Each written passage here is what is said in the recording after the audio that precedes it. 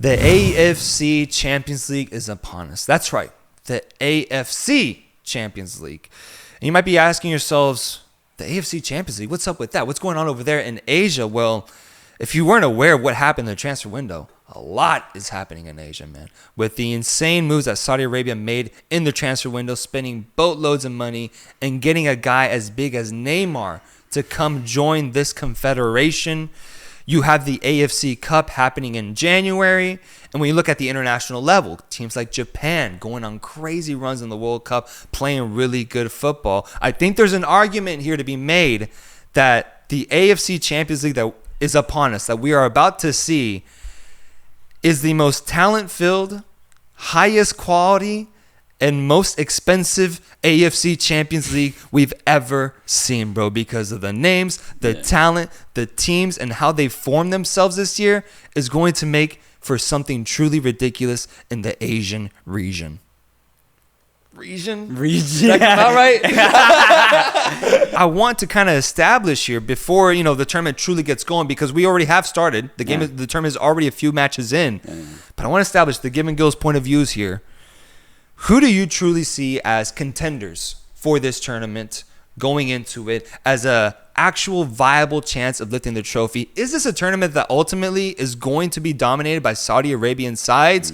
Or are there other teams in China and Japan and in India and Malaysia and Thailand perhaps that could compete against these strong transfer market value teams in Saudi Arabia?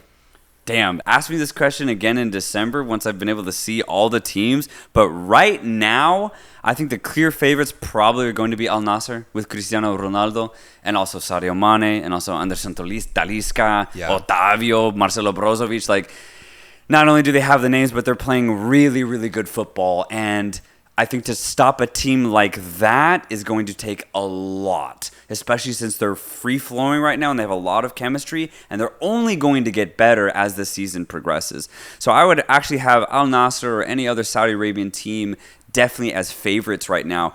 But I've only really focused on the Western Conference of Asian football in these first two match weeks of the AFC Champions League. For the next couple weeks, I'm going to start looking at the Eastern side of the bracket. So every year we see it. There's always either a Japanese or a South Korean team that makes it to a final. So I'm never going to count them out, ever. And once again, I do think that one of them is going to make it. I don't know who. Think so? I really do think so. They just always do. And when they do face a Western team, it doesn't matter the track that Eastern team got there. They always compete. Always. So based off of that history, yeah, I'll definitely say Japan or South Korea, but I'll need to see it with my own eyes. More insight is needed. But I, the way I see it right now, I see between two teams. I see it between Al-Nassr and Al-Hilal. I know there's a lot of good teams. Ulsan Hyundai has a good squad this year. Urawa Red Diamonds perhaps could do something special defending their title. But I do think there's something worth noting about the gap financially that has been created between not just Saudi Arabia and Asian football, but Saudi Arabia and the world. There's still a January transfer window that's left that could end up impacting these teams even more. And so I ultimately only do see a Saudi Arabian side lifting it. And personally, man, it's tough. It's tough to go against Ronaldo in these situations, the Champions League king. But I do see something happening for Al-Hilal. You got Neymar. You got Mitrovic up top. You got Malcolm, Mohamed Kano, one of the best Saudi Arabian midfielders out there. Khalidou Koulibaly, Al-Sharani, the great left back that's been playing so well. Yeah. And then at the back, Al-Owais, Saudi Arabian starting goalkeeper. I think this team already has a really strong basis. And just on a surface level prediction, just to put it out there, I'm going Al-Hilal wins their 5th AFC Champions League trophy.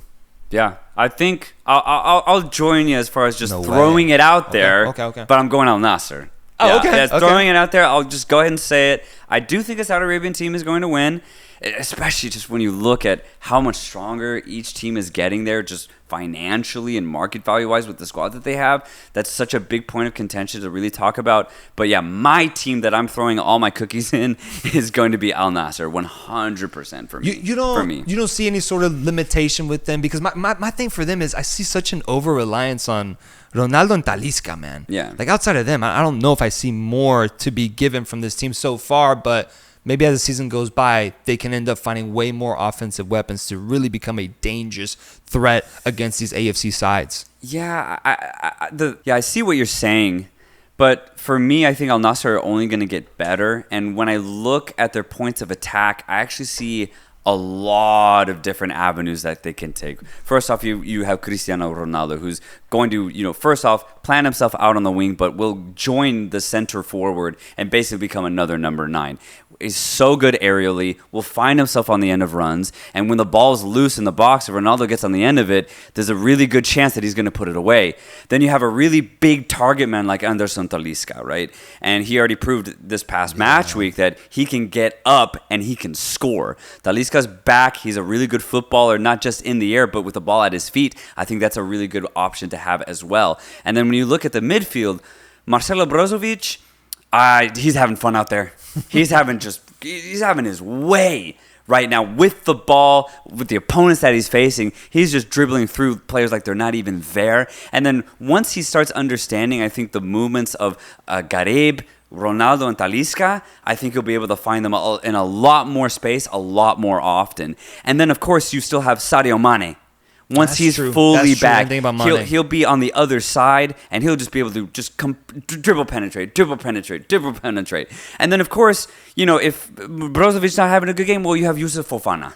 Fofana, who can very good box-to-box midfielder, but is, deceptively good offensively. He can really push it forward. You have that as an option. And if you want a ball handler to just be able to distribute, we have Portuguese midfielder Otavio as well. Shit, I forgot he's there, dude. It's crazy, bro. And then we haven't looked at the defense, man. Who's back there leading the line? Oh, fuck. Aymeric Laporte, bro. That's right, Laporte. Yeah. Actually, you're making a great point right now, man. You're really selling this team to me. Yeah, so that's why I'm pretty big on Al-Nassr for all those reasons. And I actually only see them getting better too. Yeah. So once they get to that final, man, I think we're going to see a crazy good team. We already saw a mini version of it where Al-Hilal faced off against Al-Nassr, I think like a month ago. And I don't know what the final was, but they faced off against each other. And Al-Nassr won. I think it was like a shootout, like 4-3. And it's indicative, that they were able to top this Al-Hilal side. I also didn't mention Ruben Neves. It's worth it. Let me just mention that. He's there. Just to equal the names. Could you drop some names? I got to equal that energy. Yeah. But okay, really interesting to see where we stand right now. As for what you've seen so far, what's been your take? Yeah, so I caught that Al-Nassr game, and they hosted a Tajikistani team. Istiklol was their name. And I thought this was going to be done and dusted by the 15th, 20th minute. Although I was curious to see how Istiklol could play because they tied Al-Duhail, a pretty good Qatari team, in the first match week 0-0. So so they can take a beating at the very least. And bro, they did exactly that. The first half, Istiklol did their best to mimic a sponge because they just absorbed pressure after pressure after pressure, attack after attack after attack. And they ended up taking the lead 1-0. Nuts. Crazy Away tactic. From home, too. Away from home. Ended up being a toe poke finish. It caught the keeper off guard. In my opinion, if he was more ready, he probably should have made the stop, but he didn't. But credit to Istiklol because they had one tactic, and it really was just 2 blocks of 5. And when you get the chance, we're sending no more than 2 players to go forward. It really was their plan, but it worked perfectly. I was actually a little disappointed with Al-Nassr's first half performance because their attack was pretty nonchalant. They really didn't go for it. They had all the ball. They had all of the possession. Ronaldo was actually doing really well. He would get onto the ball, cut inside, do nice little diagonal passes, or when he was feeling it, he'd take players one-on-one. Ronaldo actually had a really good performance, but the rest of Al-Nassr was just a little slow. It didn't look like they had that much drive or motivation. Once they come back out in the second half, though, a completely different team. And it's the team that I think will ultimately lift the AFC Champions League title because that team in the second half is the team that can score 5-6 goals. Yeah, and they went off. Yeah, no Mane either. And it was nice, man. It was nice to see Ronaldo score that first goal. Good really goal. Nice finish, man. Just seeing him get that goal. It's the same feeling I get when I see Messi do something special for Inter Miami. Seeing Ronaldo top bins, finish, tie the match up, go grab the ball, get back to the half line and just start pushing. it was nice to see, man, because once that happened, the energy got back into this Al-Nassr squad, and Talisca scored back-to-back goals, I believe, to give them that 3-1 lead. So they do have that dangerous offensive threat that is guided by Ronaldo, but more so, like you said, the players behind them are capable of just going on a rampant run, because these 3 goals that they had, I think were scored like within like 20, 30 minutes, bro. Yeah. It was just an onslaught that ultimately Istiklol was not able to withstand, and Al-Nassr wins the game. Yeah, Istiklol tried. Honestly, hats off to them. They put up a hell of a fight, but Al-Nassr were clearly the better team at the end of the day. But I do want to focus in on Cristiano because, doing that comparison of Messi, it made me think, I was like, damn, like, I haven't seen Cristiano Ronaldo play a full 90 minutes since like the World Cup. It's been almost a year. Whereas, like, I'm seeing Messi weekly, at Miami pre-injury. Like 2 times a week, dude. Right. God damn. So I had forgotten how much focus was on Messi for me personally and how much I had taken off from Cristiano. And this was my first night, full 90 minutes seeing him in an Al-Nassr jersey. And, dude, he did not disappoint. Seriously, like, if you're a Ronaldo fan, you can go to bed happy knowing that Cristiano's completely fulfilling his legacy just in Saudi Arabia instead of the United States. Especially the second season, because he's going off this year now. I think he's like 16 goals already in the league or some shit, and like 7 assists. The numbers are insane. I remember he got off to a somewhat slower start last year, still put up double-digit goals, but this second year, he's settled, he looks comfortable, and beyond that, the team that he has now, it's just a complete contrast between what he started off with at Al-Nassr and what he has now, dude. So I think he does see himself as like, oh shit, I actually do have an opportunity here to guide this team to a legitimate Champions League trophy, which was something we talked about even last year when he made the move was, can he find a way to top Al-Hilal, who has been dominating this tournament in this region for so long? He has that chance now, and I think he's aware of it, bro. Yeah, that's exactly what I got from this performance was Ronaldo truly looks at home. Like, he's made himself the guy at Al-Nassr, and even though now he has, Sadio Mane, Anderson, Talisca, Brozovic, like, it's still very much Cristiano's team, and you can see it, man. Like, the players listen to him. He's constantly guiding that offensive line, and he's always on the ball, always looking to run. He looks great out there, and I think that awareness of, all right, I'm starting to feel myself. I have really good teammates beside me. We're doing really well in the league, even though it just started, and we have a really good chance to win a continental title. Like, again, I think Ronaldo is very aware of the amount of silverware that he can gain at the end of this season, bro. And honestly, I hope he pulls it off, because I hope so. If there's a team to do it, I do think it's this Al-Nassr team. Next game, real quick, staying in the Middle East, Al-Duhail ended up hosting Persepolis. Al-Duhail being a Qatari team who did very well last year, and then Persepolis being a historic Iranian team who has made Champions League finals, who has won Champions Leagues. Recently, I saw them in a Champions League final a couple years ago.